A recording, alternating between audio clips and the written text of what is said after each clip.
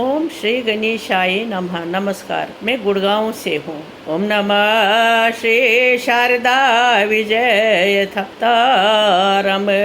भगवान या महादेवी शारदा या सरस्वती काश्मीरे सा स्वतपसा शाण्डियन अवतरे।